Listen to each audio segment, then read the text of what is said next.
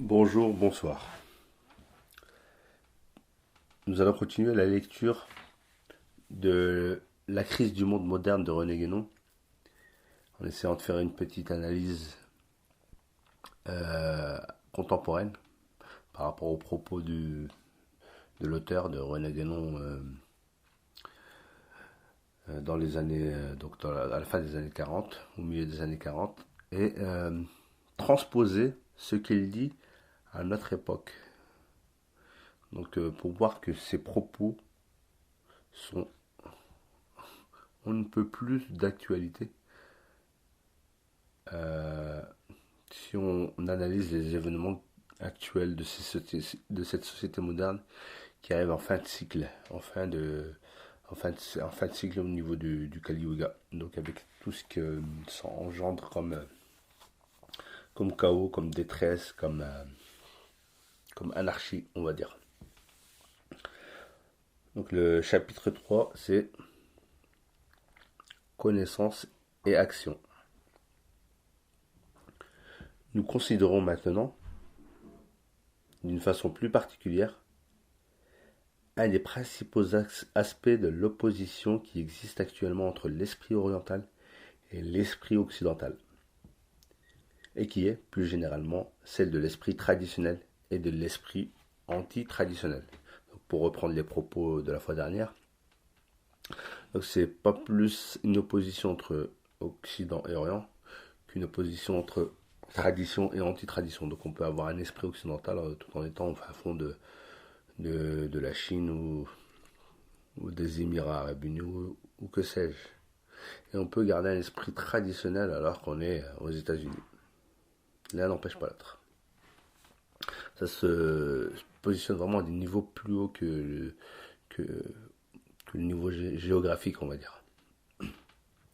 Je reprends.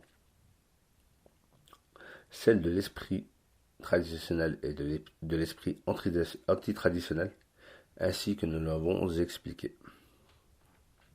À un certain point de vue, qui est d'ailleurs un des plus fondamentaux, cette opposition apparaît comme celle de la contemplation et de l'action. Ou pour parler plus exactement, comme portant sur les places respectives qu'il convient d'attribuer à l'un et à l'autre de ces deux termes. Ceux-ci peuvent, dans leur rapport, être envisagés de plusieurs manières différentes. Sont-ils vraiment deux contraires, comme on semble le penser le plus souvent, ou ne seraient-ils pas plutôt deux complémentaires, ou bien encore, n'y aurait-il pas en réalité entre eux une relation non de coordination, mais de subordination? Tels sont les différents aspects de la question, et ces aspects se rapportent à autant de points de vue, d'ailleurs d'importance fort inégale, mais dont chacun peut se justifier à quelques égards et correspond à un certain ordre de réalité. Tout d'abord, le point de vue le plus superficiel, le plus extérieur de tous, est celui qui consiste à opposer purement et simplement l'une à l'autre la contemplation et l'action, comme deux contraires au sens propre de ce mot. L'opposition en effet existe bien dans les apparences, cela est incontestable, et pourtant, si elle était absolument irréductible, il y aurait une incompatibilité complète entre contemplation et action qui ainsi ne pourrait jamais se trouver réunie. Or, en fait, il n'en est pas ainsi. Il n'est pas, du moins dans les cas normaux, de peuples, ni même peut-être d'individus, qui puissent être exclusivement contemplatifs ou exclusivement actifs. Ce qui est vrai, c'est qu'il y a là deux tendances dont l'une ou l'autre domine presque nécessairement, de telle sorte que le développement de l'une apparaît s'effectuer au détriment de l'autre, pour la simple raison que l'activité humaine, entendue en son sens le plus général, ne peut pas s'exercer également et à la fois dans tous les domaines et dans toutes les directions. C'est là ce qui donne l'apparence d'une opposition, mais il doit y avoir une conciliation possible entre ces contraires ou soi-disant tels. Et, du reste, on pourrait en dire autant pour tous les contraires qui cessent d'être tels dès que, Pour les envisager, on s'élève au-dessus d'un certain niveau, celui où leur opposition a toute sa réalité. Qui dit opposition ou contraste dit, par là même, désharmonie ou déséquilibre, c'est-à-dire quelque chose qui, nous l'avons déjà indiqué suffisamment, ne peut exister que sous un point de vue relatif, particulier et limité. En considérant la contemplation et l'action comme complémentaires, on se place donc à un point de vue déjà plus profond et plus vrai que le précédent, parce que l'opposition s'y trouve conciliée et résolue. Ces deux termes s'équilibrant en quelque sorte l'un par l'autre. Il s'agirait alors, semble-t-il, de deux éléments également nécessaires qui se complètent et s'appuient mutuellement, et qui constituent la double activité intérieure et extérieure d'un seul et même être, que ce soit chaque homme pris en particulier ou l'humanité envisagée collectivement. Je fais une petite parenthèse là, après cette définition que nous donne René Guénon. Donc cette opposition d'apparence entre contemplation et action, et là il arrive en nous disant qu'en fait non, c'est complémentaire. Donc il y a une double activité qui est amenée chez l'être humain, chez l'individu ou dans la société grâce à ces deux termes entre contemplation et action, l'une qui est intérieure et l'autre qui est extérieure. Donc ne pas les voir comme quelque chose de disharmonieux, comme un déséquilibre, mais comme une complémentarité. L'un complète l'autre. On va continuer la lecture pour voir où va en venir l'auteur. Cette conception est assurément plus harmonieuse et plus satisfaisante que la première. Cependant, si l'on s'y tenait exclusivement, on serait tenté, en vertu de la corrélation ainsi établie, de placer sur le même plan la contemplation et l'action, de sorte qu'il n'y aurait qu'à s'efforcer de tenir autant que possible la balance égale entre elles, sans jamais poser la question d'une supériorité quelconque de l'une par rapport à l'autre. Et ce qui montre bien qu'un tel point de vue est encore insuffisant. C'est que cette question de supériorité se pose au contraire effectivement et s'est toujours posée, quel que soit le sens dans lequel on a voulu la résoudre. La question qui importe à cet égard du reste n'est pas celle d'une prédominance de fait, qui est, somme toute, affaire de tempérament de race, mais celle de ce qu'on pourrait appeler une prédominance de droit. Et les deux choses ne sont liées que jusqu'à un certain point. Sans doute, la reconnaissance de la supériorité de l'une des deux tendances incitera à la développer le plus possible, de préférence à l'autre. Mais dans l'application, il n'en est pas moins vrai que la place que tiendront la contemplation et l'action dans l'ensemble de la vie d'un homme ou d'un peuple résultera toujours en grande partie de la nature propre de celui-ci, car il faut en cela tenir compte des possibilités particulières de chacun. Il est manifeste que l'aptitude à la contemplation est plus répandue et plus généralement développée chez les orientaux. Il n'est probablement aucun pays où elle le soit autant que dans l'Inde, et c'est pourquoi celle-ci peut être considérée comme représentant par excellence ce que nous avons appelé l'esprit oriental. Donc là, il commence à faire une distinction entre ce qui prédomine chez l'oriental, dans l'Orient, et ce qui va venir par la suite être étayé en tant que prédominance chez l'occidental, en Occident. Donc ici, c'est la contemplation qui prédomine chez l'oriental. Il prend comme exemple l'Inde, où bien sûr, d'où nous viennent Bouddha, le yoga, tout ce qui est toutes ces pratiques orientales, donc qui nous amènent vers la contemplation, la méditation. D'accord ? Et donc on va voir ici le contraste avec les sociétés occidentales qui seront plutôt dans l'action. Donc je reprends la lecture. Par contre, il est incontestable que, d'une façon générale, l'aptitude à l'action, ou la tendance qui résulte de cette aptitude, est celle qui prédomine chez les peuples occidentaux, en ce qui concerne la grande majorité des individus. Et que même si cette tendance n'était pas exagérée et déviée comme elle l'est présentement, elle subsisterait néanmoins, de sorte que la contemplation ne pourrait jamais être là que l'affaire d'une élite beaucoup plus restreinte. C'est pourquoi on dit volontiers dans l'Inde que si l'Occident revenait à un état normal et possédait une organisation sociale régulière, on y trouverait sans doute beaucoup de kshatriyas, mais peu de brahmanes. Il y a une petite note ici. La contemplation et l'action, en effet, sont respectivement les fonctions propres des deux premières castes, celle des brahmanes et celle des kshatriyas. Aussi, leurs rapports sont-ils en même temps ceux de l'autorité spirituelle, les brahmanes, et du pouvoir temporel, les kshatriyas. Mais nous ne nous proposons pas d'envisager spécialement ici ce côté de la question qui mériterait d'être traité à part. Je reprends la lecture. Cela suffirait cependant si l'élite intellectuelle était constituée effectivement et si sa suprématie était reconnue, pour que tout rentre dans l'ordre, car la puissance spirituelle n'est nullement basée sur le nombre, dont la loi est celle de la matière. Et d'ailleurs, qu'on le remarque bien, dans l'Antiquité et surtout au Moyen-Âge, la disposition naturelle à l'action existant chez les Occidentaux ne les empêchait pourtant pas de reconnaître la supériorité de la contemplation, c'est-à-dire de l'intelligence pure. Pourquoi en est-il autrement à l'époque moderne? Est-ce que parce que les Occidentaux, en développant outre mesure leur faculté d'action, en sont arrivés à perdre leur intellectualité, qu'ils ont, pour s'en consoler, inventé des théories qui mettent l'action au-dessus de tout et vont même, comme le pragmatisme, jusqu'à nier qu'il existe quoi que ce soit de valable en dehors d'elle? Ou bien est-ce au contraire cette façon de voir qui, ayant prévalu tout d'abord, a amené l'atrophie intellectuelle que nous constatons aujourd'hui? Dans les deux hypothèses, et aussi dans le cas assez probable où la vérité se trouverait dans une combinaison de l'une et de l'autre, les résultats sont exactement les mêmes. Au point où les choses en sont arrivées, il est grand temps de réagir, et c'est ici, redisons-le une fois de plus, que l'Orient peut venir au secours de l'Occident.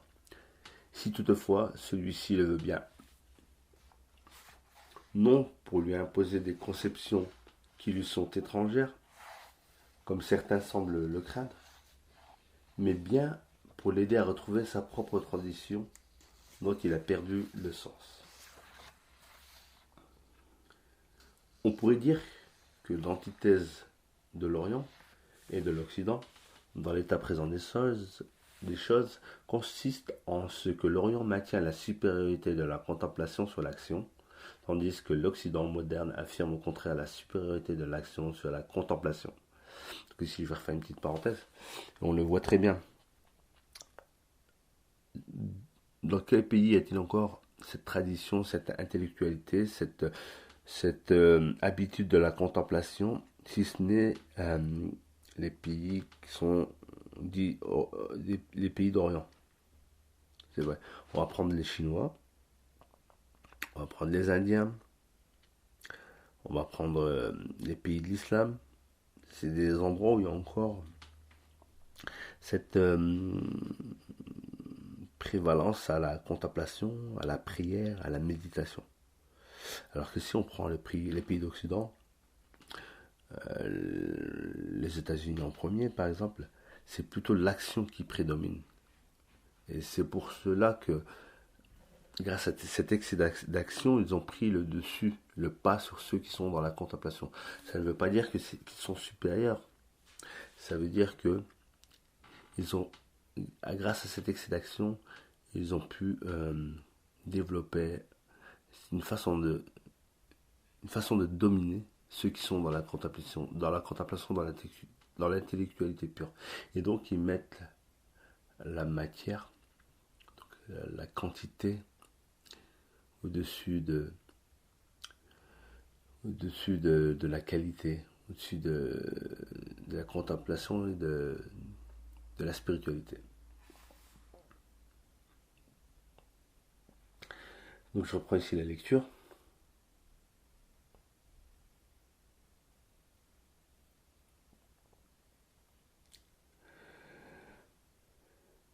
Je reprends. On pourrait dire que l'antithèse de l'Orient et de l'Occident, dans l'état présent des choses, consiste en ce que l'Orient maintient la supériorité de la contemplation sur l'action, tandis que l'Occident moderne affirme au contraire la supériorité de l'action sur la contemplation. Ici, il ne s'agit plus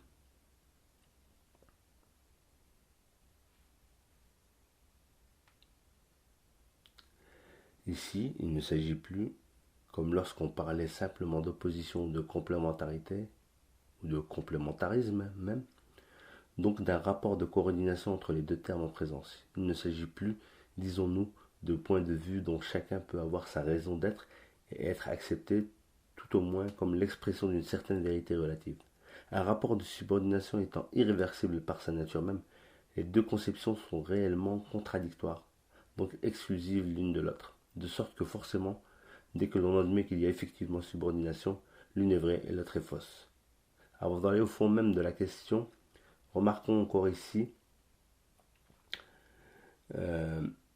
ceci, alors que l'esprit qui s'est maintenu en Orient est vraiment de tous les temps, ainsi que nous le disions plus haut, l'autre esprit n'est apparu qu'à une époque fort récente, ce qui, en dehors de toute autre considération, peut déjà donner à penser qu'il est quelque chose d'anormal.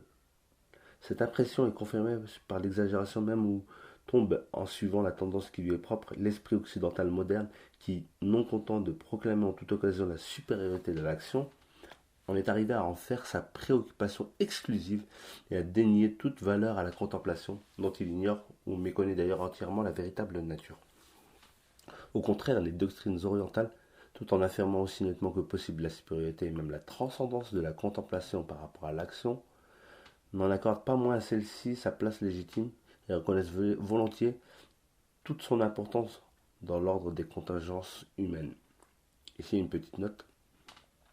Ceux qui douteraient de cette importance très réelle, quoique relative, que les doctrines traditionnelles de l'Orient, et notamment celle de l'Inde, accordent à l'action, n'auraient pour s'en convaincre qu'à se reporter à la Bhagavad Gita, qui est d'ailleurs, il ne faut pas l'oublier si l'on veut en bien comprendre le sens, un livre spécialement destiné à l'usage des kshatriyas.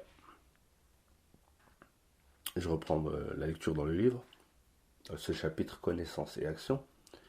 Les doctrines orientales et aussi les anciennes doctrines occidentales sont unanimes à affirmer que la contemplation est supérieure à l'action, comme l'immuable est supérieur au changement. Une autre petite note. C'est en vertu du rapport ainsi établi qu'il est dit que le Brahman est le type des êtres stables et que le Kshatriya est le type des êtres mobiles ou changeants. Ainsi, tous les êtres de ce monde, suivant leur nature, sont principalement en relation avec l'un ou avec l'autre. Car il y a une parfaite correspondance entre l'ordre cosmique et l'ordre humain. Je refais une petite parenthèse ici, une analyse de ma part. Là, en disant que l'immuable est supérieur au changeant. Quand on regarde bien les traditions spirituelles, divines, si on prend l'exemple par exemple des traditions monothéistes, ce qui ne change pas, donc Dieu, sa tradition primordiale, ses lois, sont bien supérieures à ce qui change sans arrêt. L'homme, l'homme et ses divisions internes, les civilisations. Donc ce qui est immuable, ce qui ne bouge pas, est supérieur à ce qui bouge sans arrêt en permanence. Et on a inversé ça en Occident. On est dans la nouveauté, la quantité, le changement permanent. Il nous faut toujours de nouvelles possessions, des nouvelles voitures, des nouvelles maisons, des nouveaux téléphones. Et on ne s'intéresse pas à ce qui est immuable, à ce qui ne change pas, à ce qui est de l'ordre de l'intellectualité, c'est-à-dire le fait que l'homme soit un homme, la femme soit une femme, qui sont faits pour vivre en harmonie, pour créer, pour se relier à quelque chose de plus grand entre eux. Ce qui fait que l'Occident est dans la perdition tout en se croyant supérieur. Et on voit très bien les crises qui traversent tout le temps. Les crises traversées, que ce soit des crises d'ordre psychologique, matériel, le changement climatique, toutes ces choses qui sont amenées par le changement permanent, par la soif, le besoin de toujours plus, plus, plus. C'est ce qui fait que cette civilisation occidentale s'écroule, mais elle fait s'écrouler avec elle le reste du monde si on ne l'arrête pas. Donc, l'immuable est supérieur à ce qui change en permanence. Je reprends la lecture. L'action n'étant qu'une modification transitoire et momentanée de l'être, ne saurait avoir en elle-même son principe et sa raison suffisante. Si elle ne se rattache à un principe qui est au-delà de son domaine contingent, elle n'est qu'une pure illusion. Et ce principe dont elle tire toute la réalité dont elle est susceptible, et son existence et sa possibilité même, ne peut se trouver que dans la contemplation ou, si on préfère, dans la connaissance. Car au fond, ces deux termes sont synonymes ou tout au moins coïncident. La connaissance elle-même est l'opération par laquelle on l'atteint.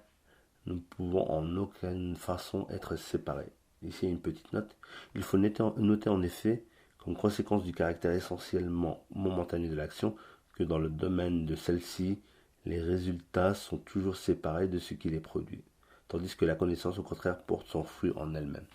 Ici, c'est important de s'arrêter pour dire que René Guénon fait le lien entre la contemplation et la connaissance. Donc, la contemplation, ici, la rapproche de la connaissance. C'est ce qui fait que la connaissance sera toujours supérieure à l'action. Si on prend une citation qui est attribuée à Einstein, il disait: quand j'ai un problème à régler, c'est 99% de réflexion et 1% d'action. On a tout inversé maintenant. L'Occident donne très peu de place à la réflexion, à la contemplation, à la connaissance et beaucoup de place à l'action. On le voit dans nos entreprises. Au lieu de... On est dans le productivisme, toujours plus vite, toujours plus loin, toujours plus fort. Donc au lieu de prendre le temps de bien faire les choses, on fait en quantité. Et on se rend compte qu'en fait, c'est toujours bancal, il manque toujours quelque chose. Et bien on peut appliquer ça à tous les niveaux, à tous les champs d'action de l'Occident. Je reprends la lecture. De même, le changement dans son acception la plus générale est inintelligible et contradictoire, c'est-à-dire impossible sans un principe dont il procède et qui par là même qu'il est son principe ne peut lui être soumis, donc est forcément immuable. Et c'est pourquoi, dans l'Antiquité occidentale, Aristote avait affirmé la nécessité du moteur immobile de toute chose. Ce rôle de moteur immobile, la connaissance le joue précisément par rapport à l'action. Il est évident que celle-ci appartient tout entière au monde du changement, du devenir. La connaissance seule permet de sortir de ce monde et des limitations qui lui sont inhérentes. Et lorsqu'elle atteint l'immuable, ce qui est le cas de la connaissance principielle ou métaphysique, qui est la connaissance par excellence, elle possède elle-même l'immutabilité, car toute connaissance vraie est essentiellement identification avec son objet. C'est là justement ce qu'ignorent les occidentaux modernes qui, en fait de connaissance, n'envisagent plus qu'une connaissance rationnelle et discursive, donc indirecte et imparfaite, ce qu'on pourrait appeler une connaissance par reflet, et qui même de plus en plus n'apprécie cette connaissance inférieure que dans la mesure où elle peut servir immédiatement à des fins pratiques. Engagés dans l'action au point de nier tout ce qui la dépasse, ils ne s'aperçoivent pas que cette action même dégénère ainsi, par défaut de principe, en une agitation aussi vaine que stérile. Ça rejoint exactement ce que je disais comme propos. Je l'ai pris à l'échelle de l'entreprise, mais c'est à l'échelle des États, des sociétés. On est dans l'action permanente qui est stérile, qu'on doit tout le temps revoir, rechanger. Rien de stable en fait. Donc c'est même plus, on se rattache même plus à une connaissance supérieure qui nous permet d'être dans l'action utile, mais on a déconnecté l'action de la connaissance, de la contemplation, et donc on s'agite comme des poulets sans tête, quoi, sans arrêt. Et c'est ce qui fait qu'on a cette perte de sens en Occident. de l'action permanente, mais on ne sait pas pourquoi on agit.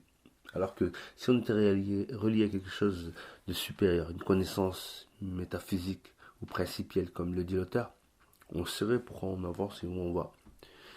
Et c'est ce qui serait les garde-fous de nos actions. Mais là, on n'a plus de garde-fous, donc on est dans la folie, quoi, dans la folie totale.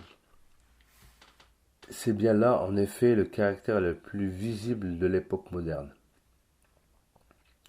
Besoin d'agitation incessante, de changements continuels, de vitesse sans cesse croissante comme celle avec laquelle se déroulent les événements eux-mêmes. C'est la dispersion dans la multiplicité et dans une multiplicité qui n'est plus unifiée par la conscience d'aucun principe supérieur.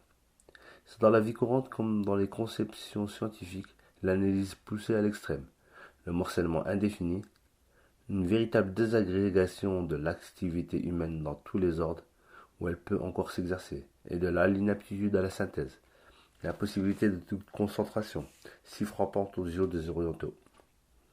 Ce sont les conséquences naturelles inévitables d'une matérialisation de plus en plus accentuée, car la matière est essentiellement multiplicité et division.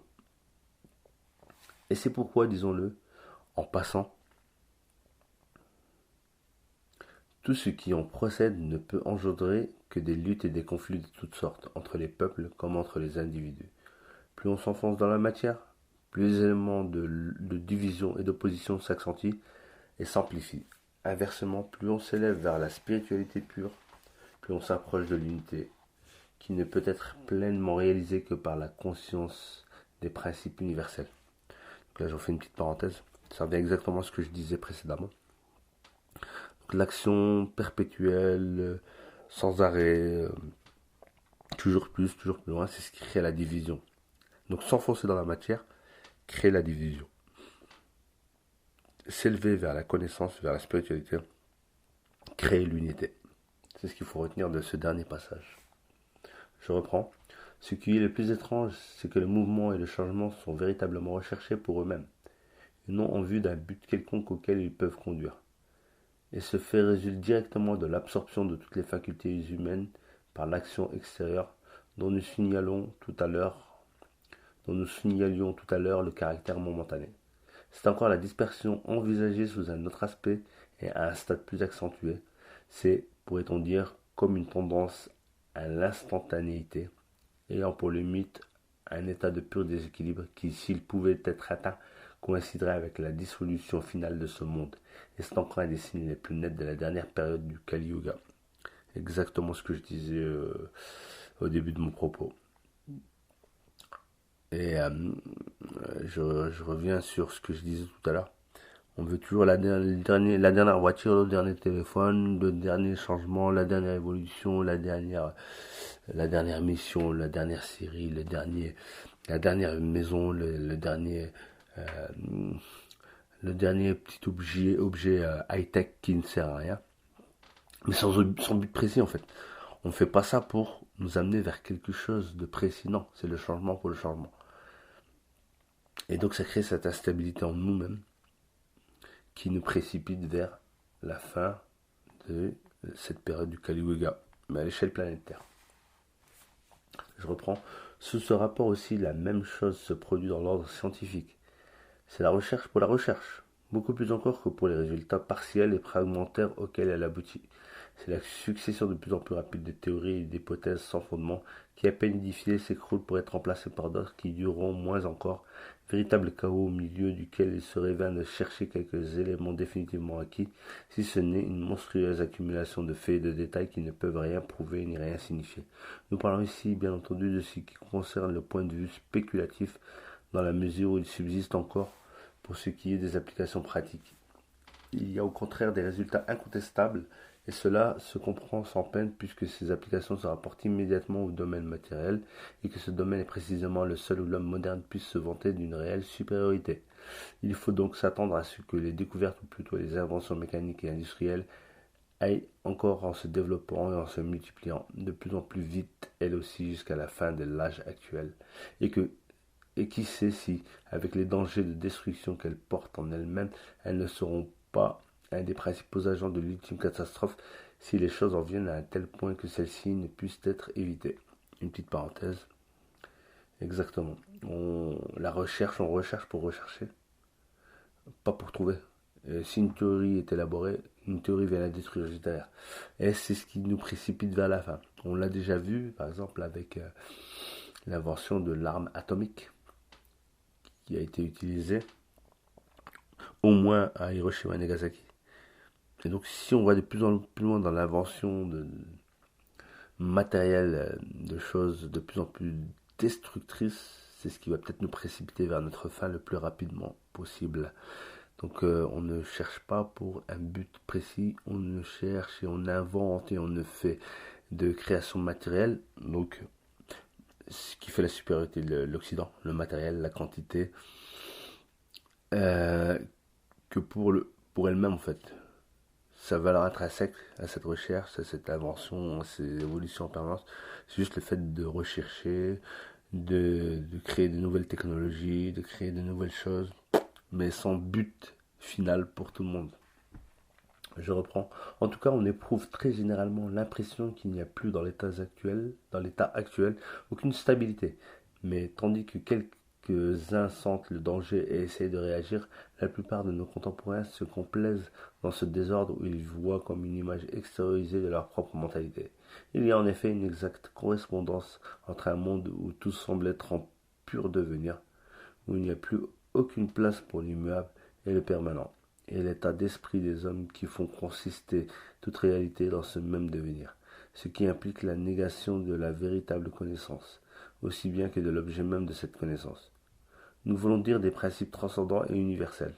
On peut même aller plus loin, c'est la négation de toute connaissance réelle, dans quelque ordre que ce soit, même dans le relatif, puisque, comme nous l'indiquions plus haut, le relatif est inintelligible et impossible dans l'absolu. Le contingent sans le nécessaire, le changement sans l'immuable, la multiplicité sans l'unité, le relativisme enferme une contradiction en lui-même, et quand on veut tout réduire au changement, on devrait en arriver logiquement à nier l'existence même du changement. Au fond, les arguments fameux de Zénon d'Élée n'avaient pas d'autre sens. Il faut bien dire en effet que les théories du genre de celles dont il s'agit ne sont pas exclusivement propres au temps moderne, car il ne faut rien exagérer.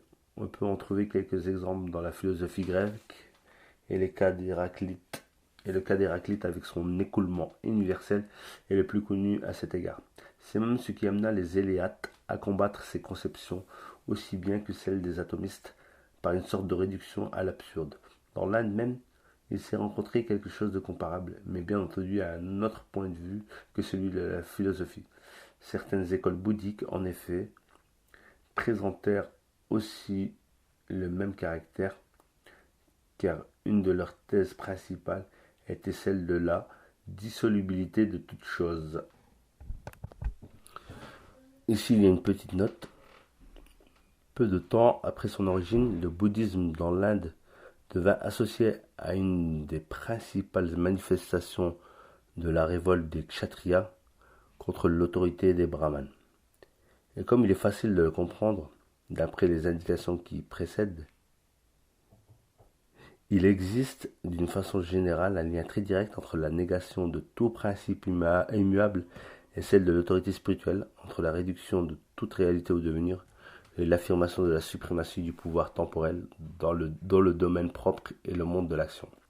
Et l'on pourrait constater que l'apparition des doctrines naturalistes ou anti-métaphysiques se produit toujours lorsque l'élément qui représente le pouvoir temporel prend dans une civilisation la prédominance sur celui qui représente l'autorité spirituelle.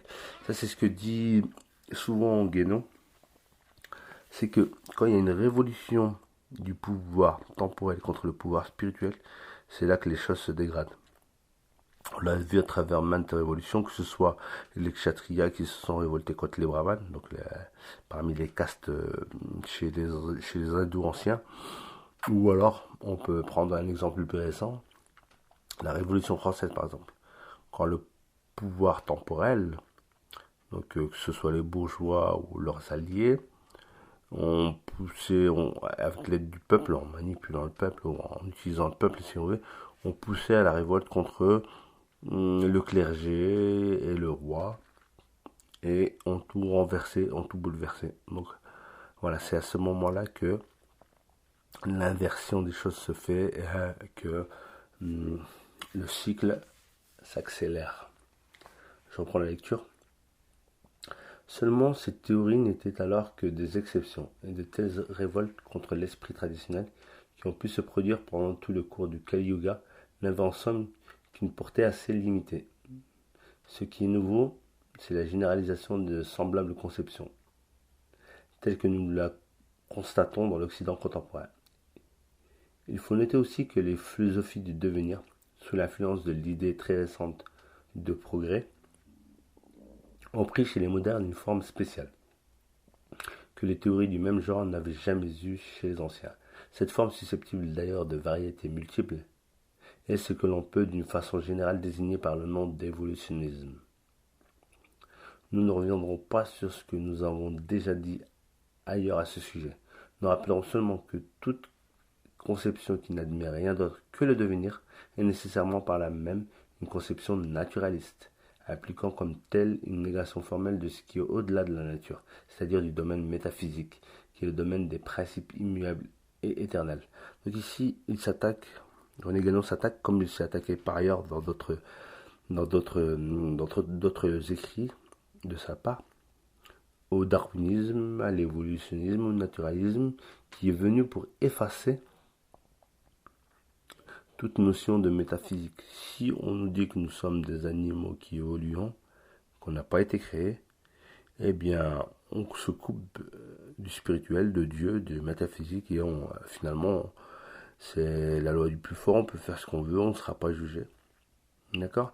Moi, je vais rajouter ma petite remarque par rapport à ça, c'est que au-delà du darwinisme, il y a eu un certain nombre de théories occidentales qui sont venues couper toute idée de métaphysique. Donc il y a eu le darwinisme qui nous a transformés en êtres descendants du singe, en animaux. Donc avec la loi du plus fort, la sélection naturelle. Donc on peut écraser les autres, être dans le productivisme absolu, dans le taylorisme, dans le, dans le libéralisme total, où c'est le plus fort qui l'emporte. Et puis est venu le freudisme pour nous dire que voilà, c'est qu'on est guidé que par nos instincts sexuels, nos désirs sexuels. Donc voilà, on a envie de coucher avec sa mère, avec son père, on a envie de tuer le père. Voilà, tout est ramené au sexe. Donc voilà, une dégénérescence de plus. Et le marxisme qui nous a ramené à des êtres matériels, au capitalisme, à ne vivre que pour amasser des gains, amasser de l'argent, etc. Donc tout ça, mis bout à bout, nous explique un peu la dégénération de l'Occident, qui s'est étendue à peu près partout dans le monde et qui nous déconnecte de la métaphysique, du spirituel. Je continue. Nous signalerons aussi à propos de cette théorie anti-métaphysique que l'idée bergsonienne de la durée pure correspondait exactement à cette dispersion dans l'instantané dont nous parlions plus haut.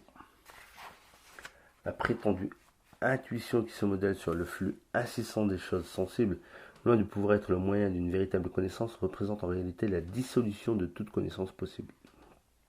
Ceci nous amène à redire une fois de plus, car c'est là un point tout à fait essentiel sur lequel il était indispensable de ne laisser subsister aucune équivoque, que l'intuition intellectuelle, par laquelle seule s'obtient la vraie connaissance métaphysique, n'a absolument rien de commun avec cette autre intuition dont parlent certains philosophes contemporains.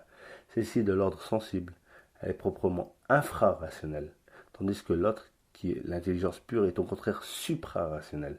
Mais les modernes, qui ne connaissent rien de supérieur à la raison dans l'ordre de l'intelligence, ne conçoivent même pas ce que peut être l'intuition intellectuelle, alors que les doctrines de l'Antiquité et du Moyen-Âge, même quand elles n'avaient qu'un caractère simplement philosophique, et par conséquent ne pouvaient pas faire effectivement appel à cette intuition, n'en reconnaissaient pas moins expressément son existence et sa suprématie sur toutes les autres facultés. C'est pourquoi il n'y eut pas de rationalisme avant Descartes. C'est là encore une chose spécifiquement moderne. et qui est d'ailleurs étroitement solidaire de l'individualisme. Voilà, j'avais oublié de parler aussi de l'esprit cartésien de Descartes. D'accord. L'être humain s'est érigé au niveau de Dieu, quoi. Il n'y a pas plus haut que son cerveau, que sa rationalité. Et donc, il n'y a pas de métaphysique.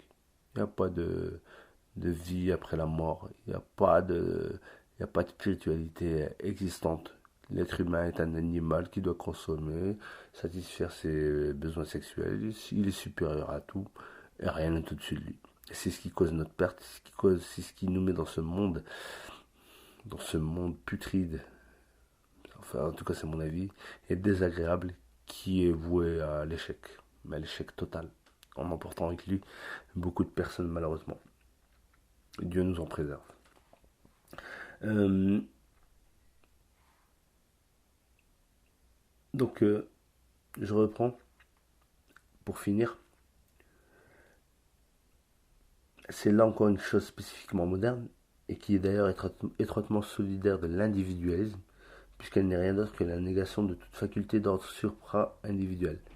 Tandis que les Occidentaux s'obstineront à méconnaître ou à nier l'intuition intellectuelle, ils ne pourront avoir aucune tradition au vrai sens de ce mot.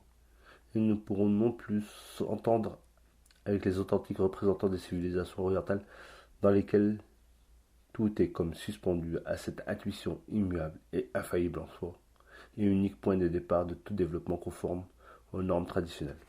Voilà la fin de ce chapitre. Et ma conclusion sera la suivante. Donc, on a cette opposition de façade entre contemplation, c'est-à-dire connaissance, et action, qui normalement devrait être complémentaire, sachant que la contemplation, la connaissance est de loin supérieure à l'action. Mais comme l'être occidental s'est complètement coupé de cette connaissance, de cette contemplation, il s'est coupé de ce qui aurait pu le sauver, l'amener à réfléchir, sauver cette civilisation, sauver son monde. Et il cause sa propre perte. Et il est irréconciliable avec l'esprit oriental, donc qui lui est subordonné à cette contemplation, à cette connaissance, car pour lui, nous sommes voués à quitter ce monde pour aller vers un autre. Et donc, comme on se rattache à quelque chose de supérieur, cette action est vaine pour nous. Voilà la fin de ce chapitre connaissance et action. Et je vous proposerai par la suite le chapitre suivant, le chapitre 4, sciences sacrées et sciences profanes. À bientôt.